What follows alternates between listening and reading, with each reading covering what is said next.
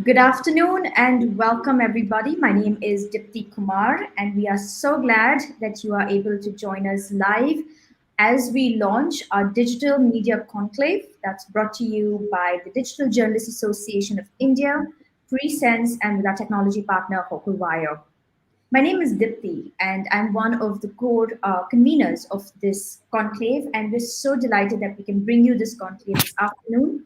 But really, the conclave wouldn't be possible if it wasn't for our founder of the Digital Journalists Association of India, Mr. Prime Point Srinivasan.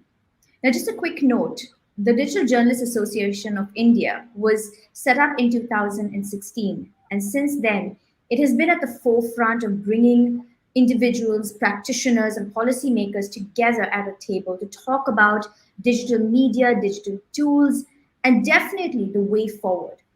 And so, in keeping with that idea, this year we launched the Digital Media Conclave, which kicks off now, with the theme of staying digitally ahead. And so, with no further ado, I turn it over to Mr. Prime Point Srinivasan for our opening keynote address with our special guest. Over to you, sir. Good evening, friends who are watching stream in various channels. From today for 3 days, we are going to have an enjoyable time on the during the Digital Media Enclave 2021. DiJAI was started on 2nd April 2016. And Dr. Santhosh Babu, who is the chief guest today, he inaugurated our DiJAI at IIT Madras. We started a group of young journalists and senior journalists who are fond of creating a forum for creating an awareness about digital media. We started that. Today it has grown well, and we have conducted a lot of programs too in that direction, jointly even with the Madras Management Association. This 3-day conclave will talk about how to monetize our social media, what are the technology trends globally, and also what are the regulations, what are the ethics governing the digital media. It is going to be a very comprehensive program, and our three honorary secretaries, Prem Shankar, Vinod Puvalingam, and Dipti Kumar, they have conveners of this conclave. They have done an excellent job. In fact, I'm also happy that the students of Laila College, Asian College of Journalism, and National School of Journalism, Bangalore, and Indira Gandhi Open University journalism students have all joined. And in fact, NSJ and ACJ students are going to live tweet the entire program. And some of them are even MeTV from Australia. They are also streaming live to Australian audience. And with that, I welcome Dr. Santhosh Babu. Santhosh Babu is not new to us for the DiJAI audience. Dr. Santhosh Babu was the IT secretary in Tamil Nadu. He is wherever he has gone there in the government segment, and he has made a remarkable achievements. Even loss-making companies, he used to make them high profit, not only high profit, bubbling with the money. That type of enthusiasm he used to have. His passionate topic is only information technology. He has taken a VRS from IAS cadre, and now he is the managing director of Kerala State Information Technology Infrastructure Limited. His passionate job again, and we are fortunate to have him here for inauguration. I welcome you, Dr. Santhosh Babu, sir. Sir, it is your DiJAI. You inaugurated it on 2nd April 2016 at IIT Madras. Now we are very happy that you are joining back again with us to inaugurate this 3-day conclave, and I welcome you. Thank you very much. Over to Dipti. Thank you, sir. Thank you, sir, for your very encouraging words. It really has been a labor of love to bring this conclave together. And as Mr. Prime Point Srinivasan noted, our keynote address and our guest speaker for the day was right there when DiJAI actually launched. And what a better way to come full circle than to have you come back today and be able to give us our keynote address for the afternoon. So with no further ado, sir, over to you. So, uh, good afternoon, அனைவருக்கும் வணக்கம். Good afternoon to all the people who are watching this particular program. Uh, my thanks to my friend, philosopher, and guide, Prime Point Srinivasan sir, for inviting me over again after 5 years, as Deepthi said, to this particular conclave. I've been associated with Prime Point Srinivasan sir for a long time. I've had the benefit of his wisdom. We have worked a lot, not only in the IT sector, wherever possible. He has always taken the given me the privilege of being associated with him. So thank you, Prime Point Srinath sir, and all his team members. Now, of course, you have Madam Deepthi is there, then Prem, my good old friend Prem is there, and Vinod Puvalingam. Of course, we are not met, but this is the first time. Otherwise, we are on Facebook or on Twitter, as it were. I was asking Prime Point Srinivasan sir just before this particular conference began, what do I speak about digital media? Because if you ask me to speak about IT, information technology, how e-governance is taken forward, I can speak for any number of hours. But this is one area where which is a forte of journalists in a sense, because I think that's where this particular conference is pitched at. How do we talk about ethics in journalism, especially when we are moved over from the physical printed media to the online media, and the very chaotic situation where professional or traditional journalists have to vie for space with let's say bloggers and tweeters and citizen journalists and stuff like that, people like that. So that brings us to a very, very important question, as to where this newsroom is going, where this journalist, who is this journalist, etc. So that's very intriguing, because time was when we used to rush out in the morning, early morning, 5 o'clock, so that you get the first the newspaper, the Hindu or the Indian Express at that point of time. We're talking about the 70s, and we used to read and gobble up as much news as possible. That was all that was available to us till the Asian Games came in 1982. And slowly, the newspapers gave rise to the television, and we were all glued to the television. The World This Week by Pranoy Roy and Siddhartha Basu's quiz. We used to go to the other house to watch all this, because we didn't have a TV at home. Many homes didn't have TV. But today, the TV is literally at the hands because of the smartphone, and everything has converged together. So that's where possibly, the ethics portion, as Prime Point Srinivasan sir talked about, comes in very, very. I don't know how how journalists of today manage to remain sane. I'm not at all, what is called envious of journalists. I'm sure, because they have so much they have to give, just like instant food, instant noodles, instant everything, instant news also, because the competition is there. But when the surfeit of newsrooms across channels, and the breathtaking way in which it's all presented is actually putting away people, even if you ask me. And the good old way of listening to news and understanding that news in a very relaxed, with a cup of tea, etc., is what I would personally prefer. And I think it's only a question of time before all this the flashy kind of news reading and all will happen. But the question here is, how does an editor sit in a room and kind of subsume all this material that's coming from different sources? It could be from a blogger, it could be from a citizen journalist. How do earlier, if you speak to newspaper people, they would say, they will go there, they'll sit there, try to understand the content, whether fact check, verify twice, thrice, then editor also verifies, and then only things are put out. But because there's a huge premium on their reputation. But today, reputations don't matter. Things are taken from the holster, as it were, and shot. And this demands of journalism. This demands that there should be, I think, regulation also. For example, like IAS officers are selected to head the bureaucracy. Can a journalist be? Of course, journalist, somebody who studies in an Asian school of journalism, will become a journalist. But can a citizen journalist also vie for space along with it, because he had the gift of the gap? That's a question that needs to be addressed, possibly in this conclave.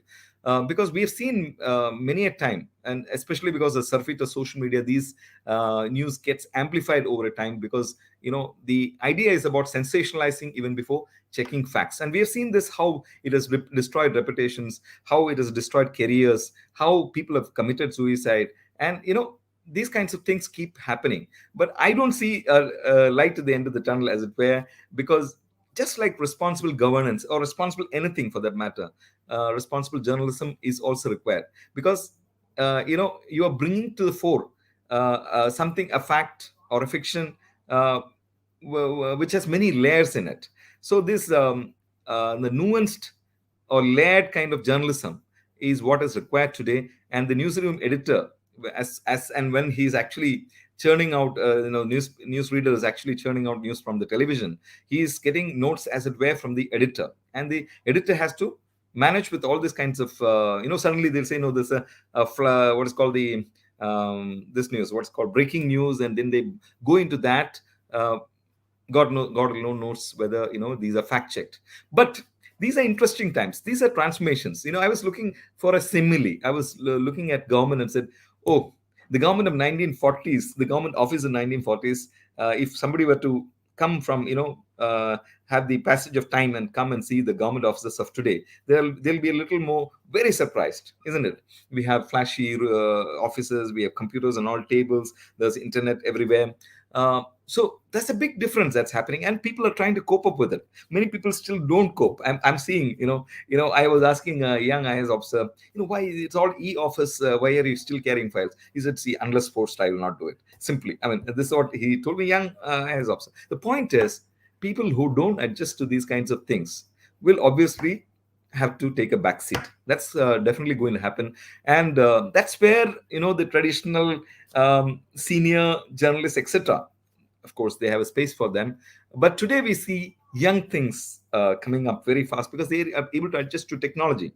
So what fascinates me is the technology portion of it, because instantly things are happening. So there's this parochial journalism versus global journalism. Obviously this also brings the ethical part of it, because whatever you put out, you are putting it out to the entire world. So there's nothing like parochial, there's nothing like domestic.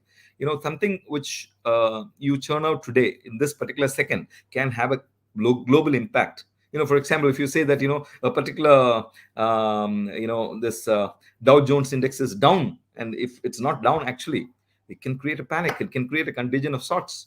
So that's where I think the digital conclave, possibly for the next 2-3 days, will definitely focus on where do we draw a line between the traditional journalism and the instant journalism. Is it possible that we can regulate it? So I was looking at another simile.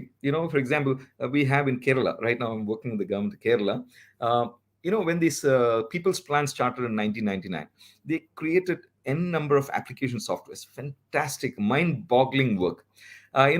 Standalone application softwares, and so you had to actually boot and take out things, and then go to the other one, boot, take out things, etc. Even today it's being used.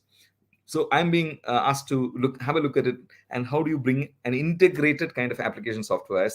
Thinking the same simile applies here, because you had only the typical newsroom of those days, or the typical journalist of those days, and the typical editor of those days. And today, what you need is an integrated newsroom, isn't it? So that integrated newsrooms requires different skill sets altogether. So that's where I think journalists, editors, all the people connected with journalism have to move towards. I'm sure the Asian School of Journalism students are all in sync with the latest technologies and how to use it, etc. I'm just wondering about Mr. Bernstein or Woodward, who brought out the Watergate scandal, for example. How much they would have struggled to get those snippets of news about Nixon engaging in this spying, etc., to understand the politics of the day. Today it's much easier. Today we have so much of technology available to get all these wiretaps easily on your mobile phone in an instant second. So things are changing. Things are not only changing for journalism, things are changing for governance. I'm looking at many things in government and say, oh my God, See, for example, I'm sitting on this 1,600 crores project called KPhone, Kerala Fiber Optic Network. I just visited a point of presence around 20 kilometers from here, and I rushed back because I wanted to join here. The kind of change that is going to bring, for example, in Kerala, for example, in other parts of the country, is mind-boggling. You're going to provide bandwidths of connectivity which is unheard of before. The earlier we had what's called the Kerala State Wide Area Network, or for example, when I established the Tamil Nadu State Wide Area Network, all we gave was a few kbps of connectivity, and we were very happy with that because you could see something happening on the screen. But today, what we are going to give, and your mobile phone has around 4 to 8 mbps. What we are going to give people is around between 10 and 100 mbps of speed, which is mind-boggling in a sense. So you can imagine, if this were to happen in the next 6 months to 1 year, what will happen is it will throw up such a lot of data, not only from a journalistic point of view, but from a point of view of research. And even journalists can use this huge amount of data that's going to be thrown up and make sense of it, because ultimately it's this technology layer that's going to differentiate between not between good journalism and bad journalism, but good journalism and instant journalism. Now, even today, I don't sit before this television room. I don't sit before this television which is blaring with all kinds of accusations and counter accusations, and the general cacophony of it. I would like to sit and watch something being said in a saner voice and saner tone, etc. I'm sure traditional journalism coupled with the technology will change journalism, and the what's called the hit and run journalism will slowly die away. That's because not only are journalists consuming this, there's a wider audience sitting here who are migrated from this physical to the digital, to the online. And initially it might interest them, but at some point of time they'll also look for the truth. So ultimately it's the truth that matters, and I'm sure digital journalism will kind of balance itself. I understand that there was a big online movement towards online journalism at some point, and now they say actually the percentage of people using has come down despite the surfeit of technology that's happened. That's because people are also a bit annoyed with the way journalists are communicating with the audiences. So we need to take cognizance of that, and I feel that we all, not only the journalists, the people also need to be responsible, and at some point we need to strike a balance. So those are my few thoughts, very random thoughts at this point of time. I wish the 3-day conclave the very best. I'm sure it will throw up nuances that we have not known, because you're all in the field, as it were, practicing and doing things. All I wish you is excellence in your particular field of work. Whatever you do world class. Try to do the best in the world. Try to make it the most palatable. Try to make it the less painful. Try to make it the most pleasurable. Try to make it the more enjoyable. Make the world a more positive place to be in and a joyous place to be in. My best wishes to DiJAI. God bless the team and all the audiences watching out there. Thank you for your time.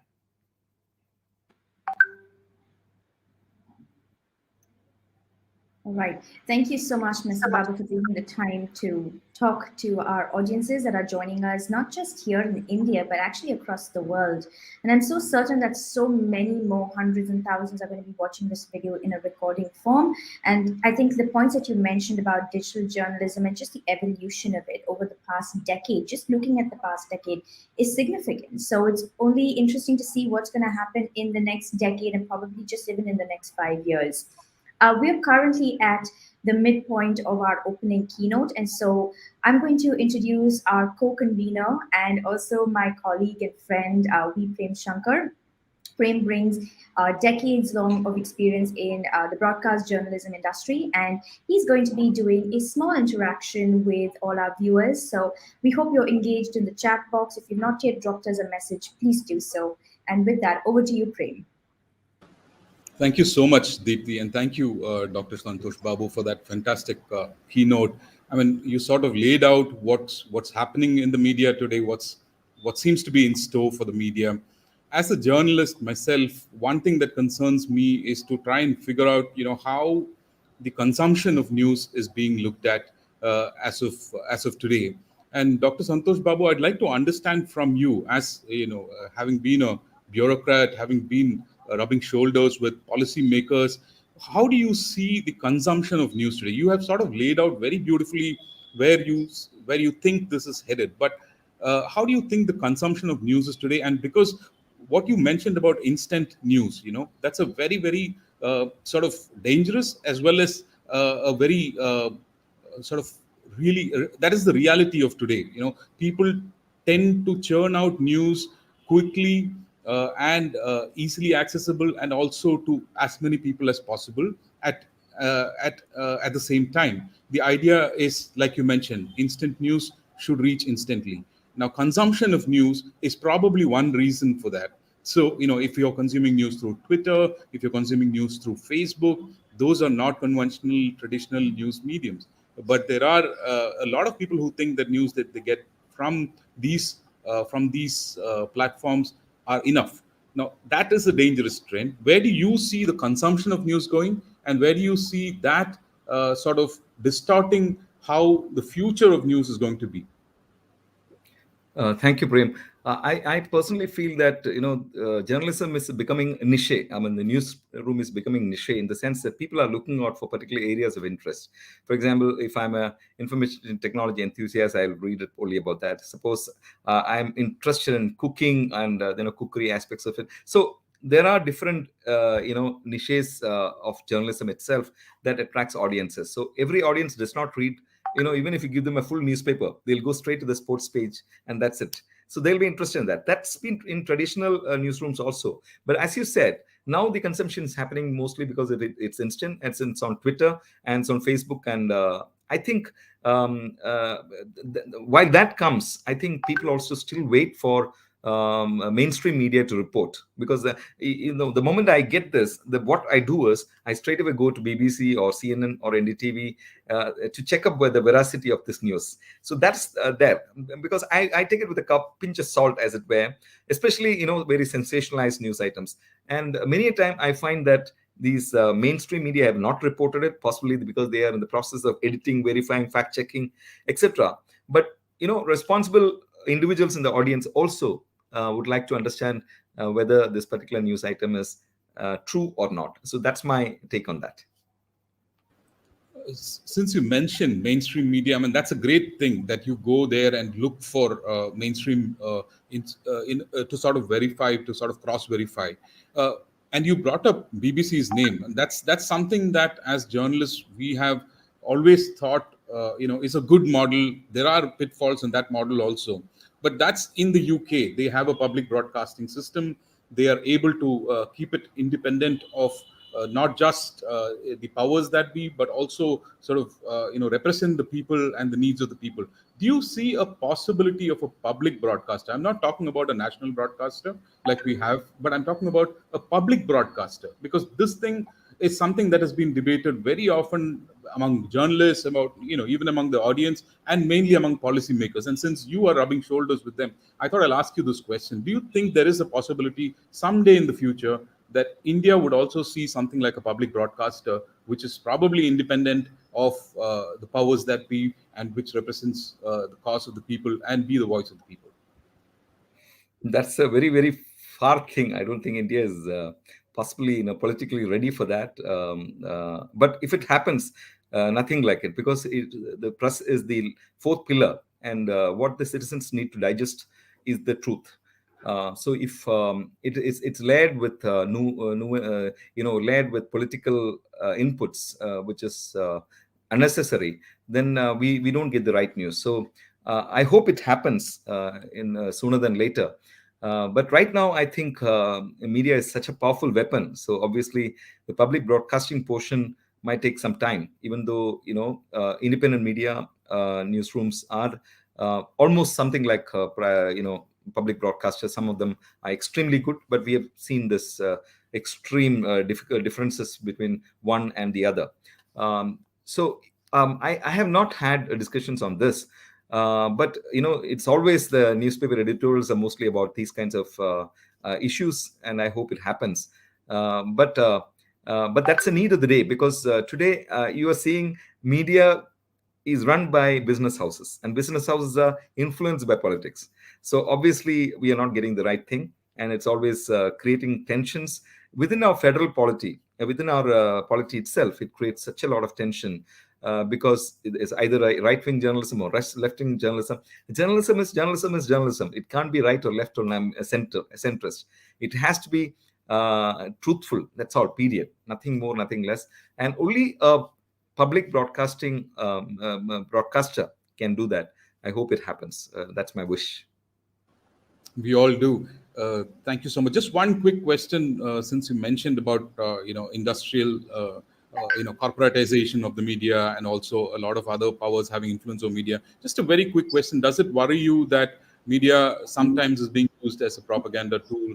And since governments are also now using it, I know it's a delicate question, but our idea, we want to set the ball rolling as far as this media conclave is concerned, because we have three sections of audience here. One is policymakers, the other is media owners and media representatives, and not to leave out the learners and the student populations that is watching this. So quickly, do you think that it is a cause for concern? Do you think that's just par for the course, that soon things will come back to normal? Or how do you view it as somebody who's seen the other side of the table? Yeah, it also depends on how what's my ideology. I'll be looking out for, if I'm very ideological, not centrist or left or right of the spectrum, then obviously I'll be trying to consume that kind of news only, and I will feed on it, and I will try to if it is a social media thing, I will make it viral. So it's both ways. If people are not looking for trolls, and people are not they're looking for very neutral news, and which is straight clean news, then the penchant for having that kind of thing will not be there. But right now, we are a little voyeuristic society, so we'd like to have the spectrum of audiences. So as just like what vote bank politics, there'll be niche journalism, as I said, and there'll be people willing to consume that kind of news. So that's what I think. And so finally, you said mobile, TV, newspaper, everything is moving on to mobile. Is that how do you see that playing out for the media as such? Is that a good thing? Is that a bad thing? I think it's a good thing, because this has come to stay. So this layered kind of new editorials have to be very layered.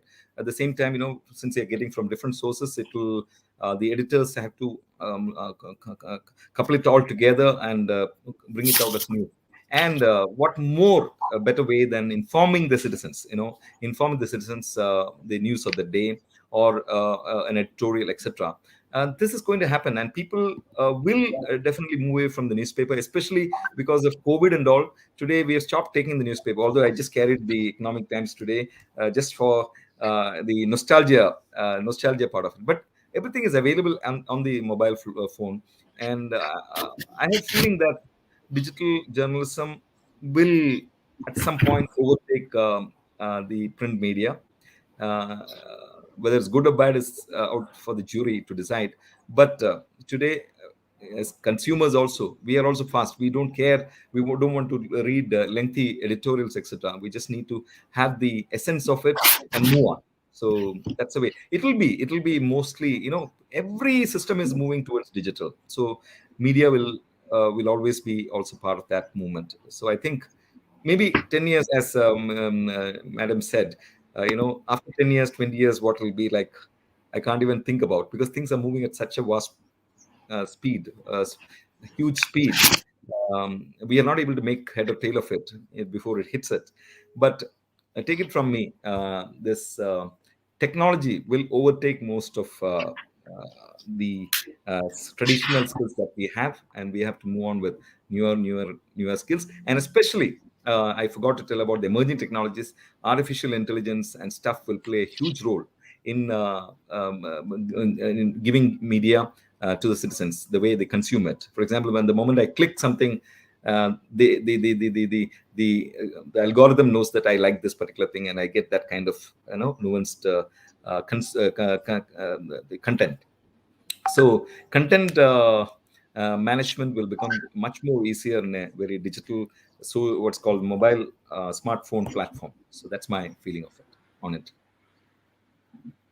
All right. Thank you again, Mr. Babu, for taking the time, and thank you, Prem, for engaging Mr. Babu in such a candid conversation. I think what you both did is you've previewed our 3-day conclave in the last 5 minutes.